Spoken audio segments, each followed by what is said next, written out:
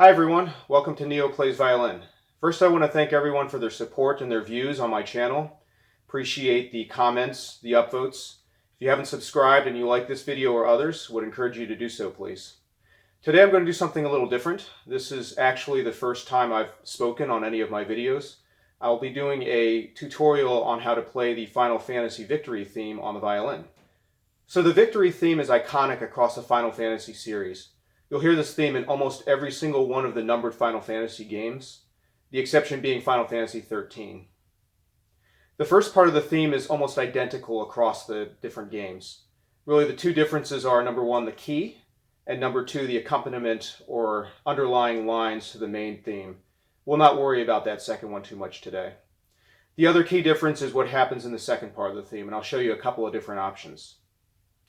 So first off, I'll demonstrate the Final Fantasy VI Victory theme. I chose this one because it's, number one, the simplest in terms of the fingering, and number two, it's also simplest in terms of what's going on before and after.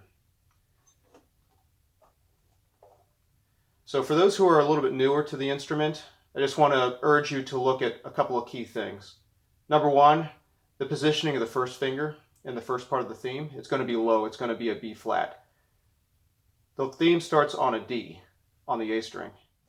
So you go D,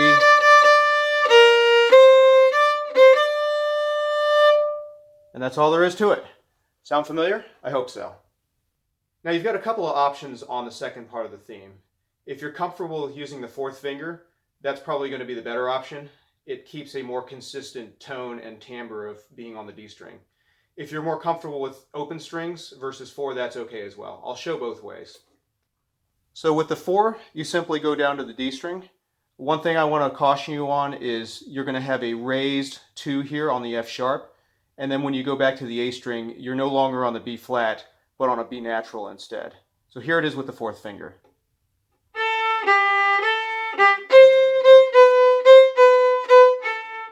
Here's the F sharp, and I repeat it.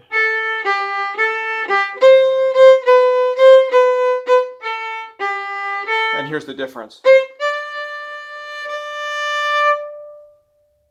And here it is with the open A string.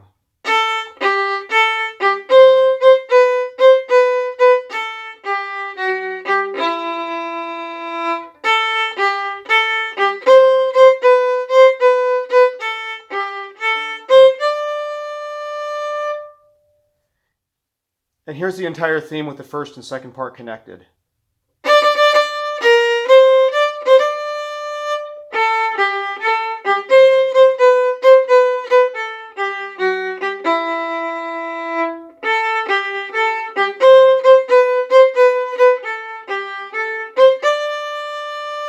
And that just repeats infinitely. The other nice thing about the simplicity of that theme is that you can use whatever bowing is comfortable for you. All right, now for something a little more advanced. This doesn't actually happen in Final Fantasy VI, but a lot of the other Victory themes have some sort of lead up into that theme. So I think there's a couple of basic things you can do there.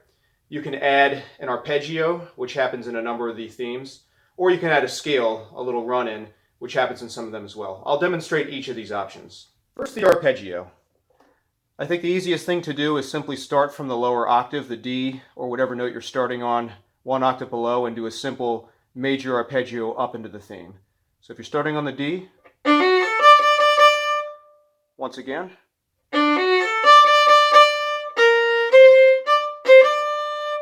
and here it is in real-time speed.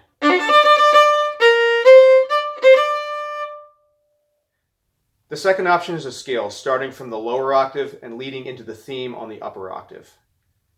Here's a demonstration. What I'm going to do with the scale is I'm going to take a regular D major scale and I'm going to lower the 6th and the 7th so that it matches the key of the theme and doesn't sound a little weird. Here's how it looks.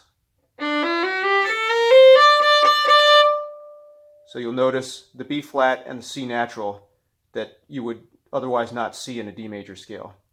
Just as a demonstration, here's how it would sound with a regular D major scale.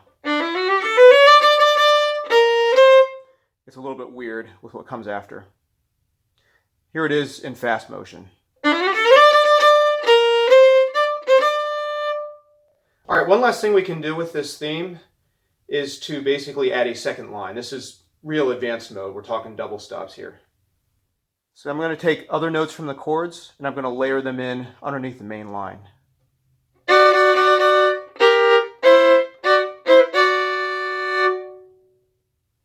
All right, how about another version now from a different game that has a different second theme? I know Final Fantasy VII is quite popular these days with the remake. It always was one of the more popular Final Fantasy games, reached a lot of gamers, introduced a new generation to RPGs. So we'll take that one. So the key differences here are the starting note is a C rather than a D, so it basically brings the first theme down by a whole step. And then the second theme is completely different. So we'll start with a look at the first part of the theme. Now there's no lead-in on the violin that you can do here. The lead-in on the original soundtrack is actually on the drums, so we'll ignore that and just start with the theme. So again, the theme is simply a whole step down from the version that we just saw in Final Fantasy VI.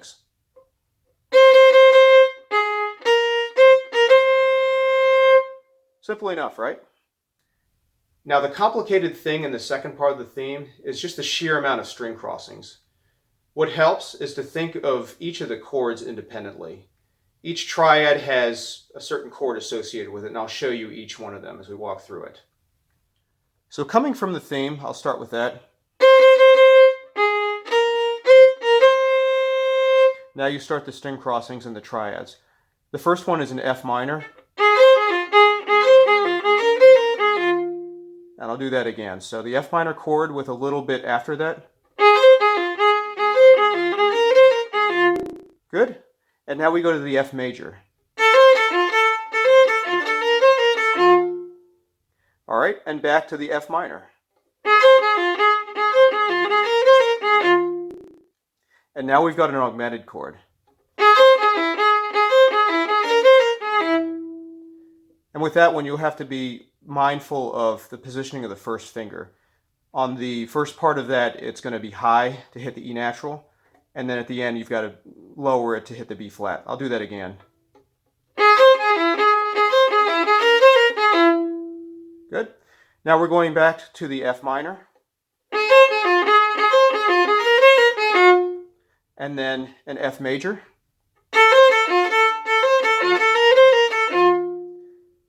And now we're going to a G flat major, just straight up a half step.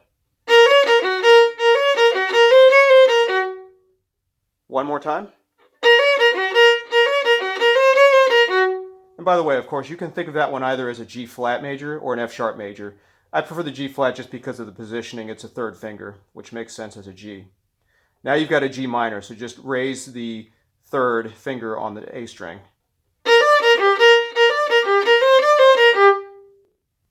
And we repeat that one as well. And now we're back to the first one again. I'll repeat that all in succession.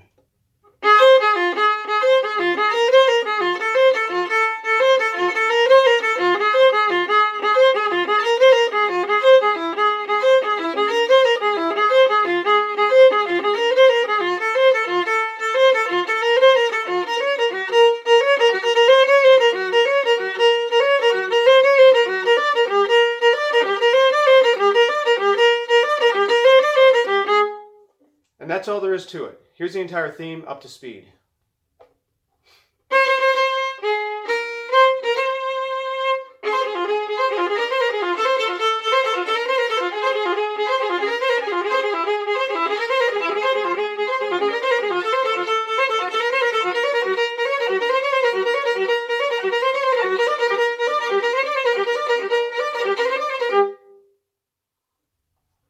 Well, that's it for today's tutorial. I want to thank everyone for watching. If you're interested in seeing anything else demoed on the violin, please mention it in the comments. Otherwise, have a great day. Thank you.